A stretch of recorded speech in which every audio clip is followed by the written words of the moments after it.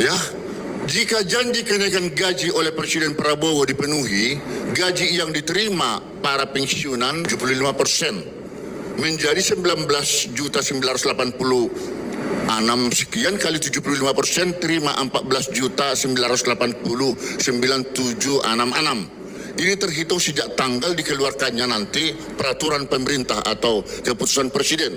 Nah, catatan kami di sini diharapkan terhitung masa berlakunya masa pensiun gaji jika berkenan pemerintah itu dilakukan bersifat mundur, yaitu minimal sejak awal tahun 2025.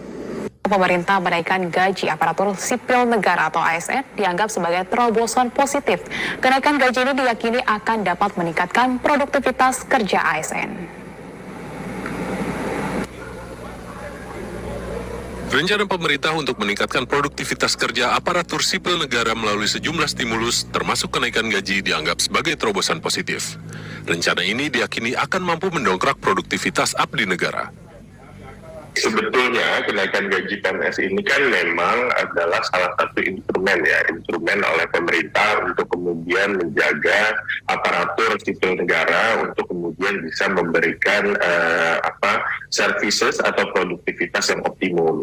Memang sebetulnya secara teori kalau memang ada pekerja atau leader yang dikompensasi lebih rendah dari produktivitas atau output yang dihasilkan, biasanya mereka itu akan menurunkan produktivitasnya. Tak hanya itu, kenaikan gaji ASN juga diyakini efektif untuk menekan angka korupsi di jajaran plat merah. Nah, oleh karena itu juga perlu diperhatikan ada potensi pengurangan kebocoran anggaran. Gitu. Apa ini kebocoran anggaran? Kita tahu di beberapa kasus sebelumnya bahwa ada oknum-oknum PNS yang melakukan penyalahgunaan wewenang, seperti misalnya melakukan korupsi, penggelapan pajak, dan lain semacamnya. Kita harapkan dengan kompensasi yang lebih fair, dengan gaji yang lebih tinggi, praktik-praktik seperti ini bisa dikurangi. Gitu. Tentu perlu dengan skema monitoring yang juga lebih intens dan lebih tepat sasaran. Sebelumnya, pemerintah tengah menggodok regulasi pemerataan dan peningkatan kinerja aparatur sipil negara atau ASN di seluruh wilayah Indonesia. Salah satunya dengan memberi kemudahan naik pangkat bagi ASN yang bertugas di perbatasan wilayah terdepan NKRI. Selain itu, pemerintah juga berencana menaikkan gaji para abdi negara. Tim Liputan Saudara-saudara sekalian,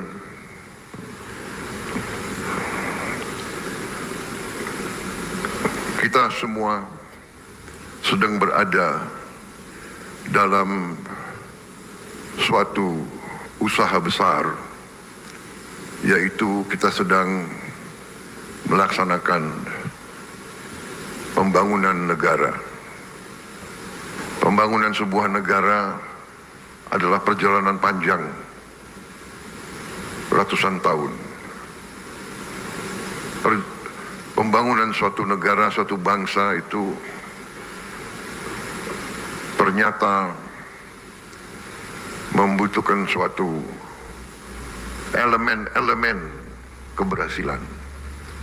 Negara itu banyak. Kalau tidak salah sekarang sudah mendekati 200 negara di dunia ini. Ada negara yang hanya 200.000 orang punya negara. Pulau-pulau kecil, ada negara yang 1 juta orang punya negara.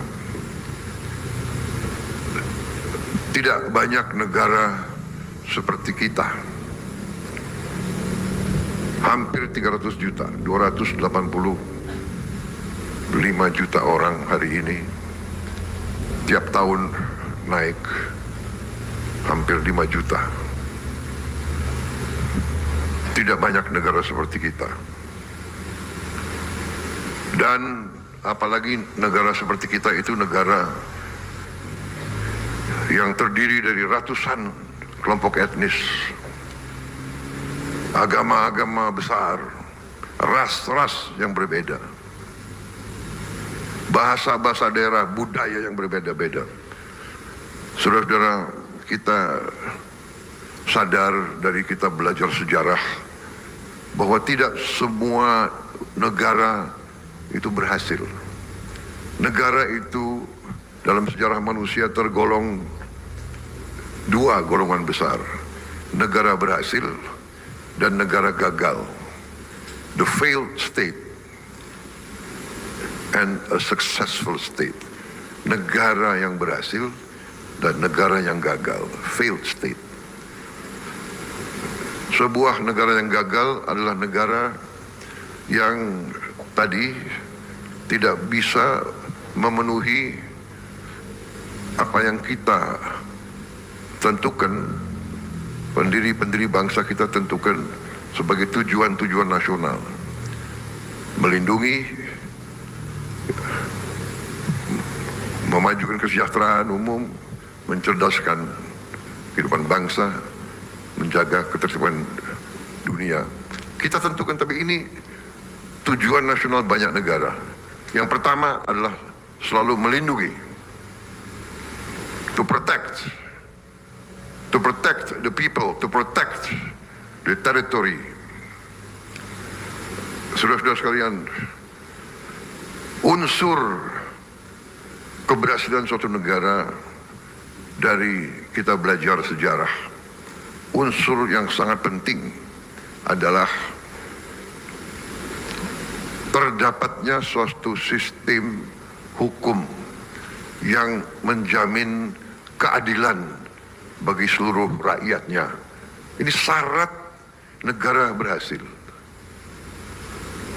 Negara yang tidak bisa memiliki sistem hukum yang menjamin keadilan, itu negara biasanya gagal.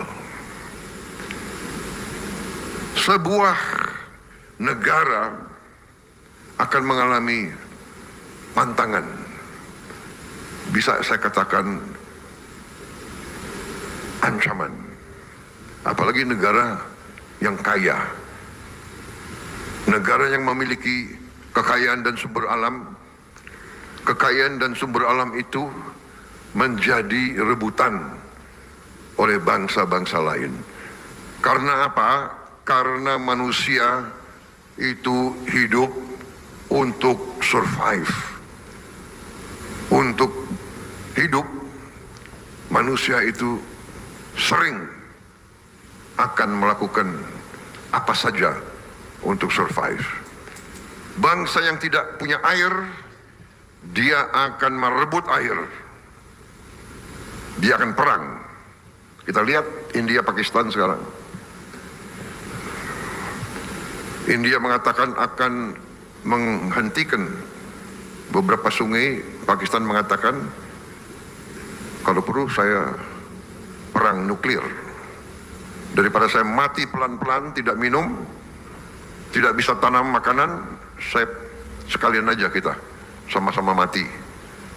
Ini survive. Untuk makan demikian. Bangsa yang tidak punya lahan subur akan merebut lahan subur.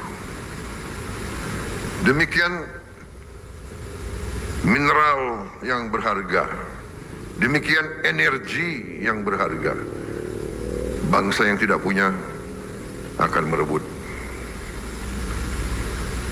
Bangsa yang punya, negara yang punya, sering digerogoti. Jadi, negara yang tidak memiliki sistem hukum yang mampu memberi keadilan biasanya tidak stabil, biasanya akan terjadi huru-hara, bahkan perang saudara. Ini pelajaran. Jadi demikian pentingnya yudikatif. Makanya negara modern dari ratusan tahun dikatakan terdiri dari 3 unsur, trias politika, eksekutif, legislatif, yudikatif. Tidak bisa eksekutif hebat, legislatif tidak bagus, yudikatif tidak bagus. It cannot be done. Tidak bisa. Ini sejarah ribuan tahun, saudara-saudara. Jadi saya sebagai sekarang saya mandataris, saya dipilih rakyat, saya sekarang memimpin eksekutif, saya sekarang bertanggung jawab. Saya sadar, kalau saya tidak didukung oleh yudikatif yang hebat, yang kuat, yang berintegritas, sangat sulit untuk saya melaksanakan tugas saya untuk rakyat. Jadi saudara-saudara, saya terima kasih sama Ketua Mahkamah Agung. Saya ini kalau tidak salah dalam 6 bulan saya sudah 2 kali diundang ke sini. Ya, terima kasih. Dan saya tidak mau panjang lebar kasih sambutan karena saudara pasti sudah tahu ujungnya di mana. Betul? Ini pidato ini bagus banget ini.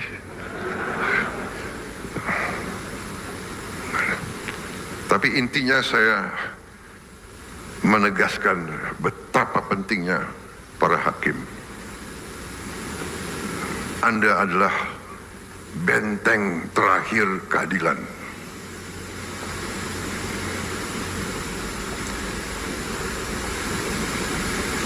Orang miskin, orang kecil hanya bisa berharap kepada hakim-hakim yang adil. Orang yang kuat, orang yang punya uang banyak, dia bisa berbuat. Dia bisa punya tim hukum yang luar biasa. Tapi orang kecil hanya tergantung sama hakim yang adil.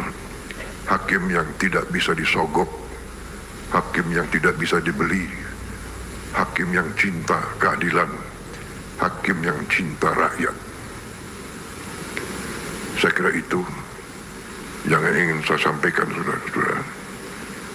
Rakyat Indonesia tergantung sama para hakim. Dan saya sebagai mandataris, saya sadar itu, dan karena itu saya perintahkan menteri-menteri saya ingin naikkan gaji seluruh hakim di Indonesia.